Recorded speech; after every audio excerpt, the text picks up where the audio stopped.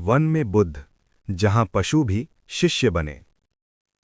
बहुत समय पहले की बात है, जब जंगल केवल पेड़ों का समूह नहीं थे, बल्कि जीवित चेतना थे। उस जंगल में हिंसा नहीं थी, लेकिन डर था। भूख थी, लेकिन लालच नहीं। और उसी जंगल में एक दिन एक शांत बालक आया। उसके कपड़े साधारण थे, चेहरे पर हल्की मुस्कान, आंखों में गहराई। जानवरों ने पूछा, ये कौन है? पक्षियों ने कहा, ये डर नहीं फैलाता। उसका नाम कोई नहीं जानता था, पर आगे चलकर दुनिया उसे बुद्ध कहेगी। जंगल की पहली सभा। जंगल में एक विशाल बरगद का पेड़ था। वहीं सब इकट्ठा होते थे। हिरण, हाथी, बंदर, शेर, पक्षी और कुछ मानव बच्चे, जो अपने माता पिता से बिछुड़ गए थे। उस दिन पहली बार सब एक साथ शांत बैठे। बालक बुद्ध ने कुछ नहीं कहा, बस बैठ गया। एक बंदर बोला, ये तो कुछ कहता ही नहीं। हाथी ने कहा, पर मेरे मन का शोर कम हो रहा है। बुद्ध ने आंखें खोली और कहा, मैं तुम्हें बदलने नहीं आया, मैं तुम्हें देखने आया हूं। शेर का क्रोध। जंगल का राजा शेर बहुत क्रोधित रहता था। वो बोला, शांति कमजोरों के लिए होती है, राजा को डर दिखाना पड़ता है। बुद्ध ने पूछा, जब तुम अकेले होते हो, तब भी क्या तुम राजा होते हो? शेर चुप हो गया। रात को शेर सो नहीं पाया। पहली बार उसे लगा कि उसका क्रोध उसकी ताकत नहीं, उसकी कैद है। पक्षियों का डर। छोटे पक्षी हर आवाज से डर जाते थे। बुद्ध ने उनसे कहा, डर उड़ने से नहीं, सोच से पैदा होता है। एक नन्हा पक्षी बोला, अगर गिर गए तो?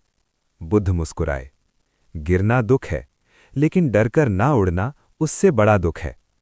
अगले दिन पहली बार उस पक्षी ने थोड़ी ऊंचाई ली। बच्चों के प्रश्न। जंगल में रहने वाले बच्चे सबसे ज्यादा सवाल पूछते थे। एक बच्ची बोली, दुख क्यों होता है? बुद्ध ने जमीन पर एक रेखा खींची। ये इच्छा है, और इसके टूटने पर दुख पैदा होता है। एक बच्चा बोला, तो इच्छा ना करें? बुद्ध बोले, इच्छा करो, पर चिपको मत। बच्चों ने पहली बार दुख को समझा, डरना छोड़ा। जंगल में पहला नियम। बुद्ध ने कोई कानून नहीं बनाया, बस एक बात कही, जो तुम्हें दुख देता है वही किसी और को भी देता है।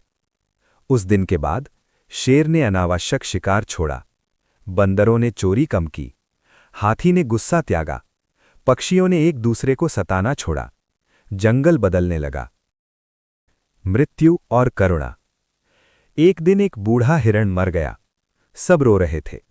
बुद्ध ने कहा, जो आया है उसका जाना सत्य है, लेकिन प्रेम कभी नहीं जाता। जानवरों ने पहली बार मृत्यु को शत्रु नहीं, सत्य की तरह देखा। बुद्ध का जाना। एक सुबह बुद्ध नहीं दिखे, सब परेशान। बरगद के नीचे बस एक वाक्य लिखा था, मैं जंगल नहीं छोड़ रहा, मैं तुम्हारे भीतर रह रहा हूं। शेर झुका।